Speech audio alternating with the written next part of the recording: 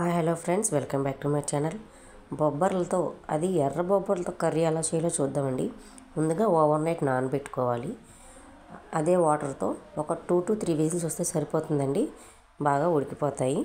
కొద్దిగా salt add చేసుకోండి. చూడండి, ఈ విధంగా మనకి బాగా మెత్తగా బొబ్బర్లు అనేవి ఉడికిపోతాయి. మనం జనరల్గా వీటిని ఏంటంటే స్నాక్స్ కింద తీసుకుంటాము. కర్రీగా కూడా ఒకసారి ట్రై చేద్దాం. ఒక కడాయి తీసుకొని అందులో తగినంత ఆయిల్ వేసుకొని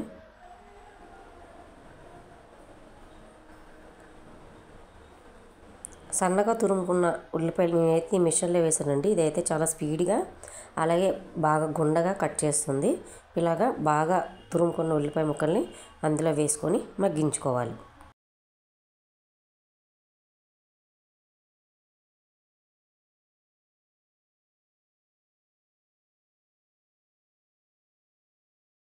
ఉల్లిపాయలు కొంచెం మగ్గిన తర్వాత టమాటా ముక్కలను కూడా వేసుకోవాలి.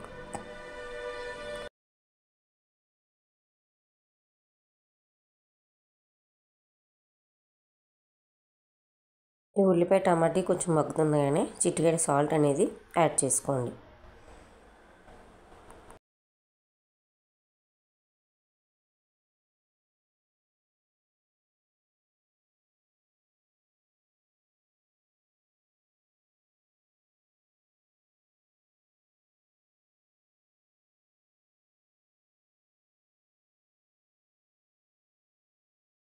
ఉల్లిపాయ టమాటా బాగా మగ్గిన తర్వాత ఇందులో తగినంత కారం అలాగే మనకి సరిపడా ఉప్పుని యాడ్ చేసుకోవాలి.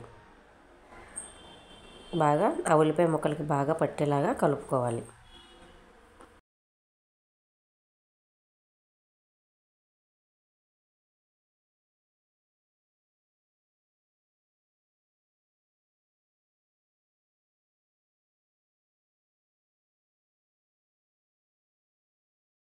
ఇందులోనే తగినంత వాటర్ యాడ్ చేయండి. ఎక్కువ యాడ్ చేయకూడదు, కొంచెం యాడ్ చేసుకుంటే సరిపోతాయి.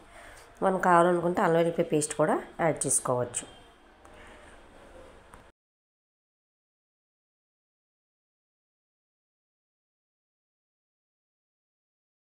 అంటే ఉడికించుకున్నాం కదంటే బొబ్బర్ని ఇందులోకి వేసుకోవాలి.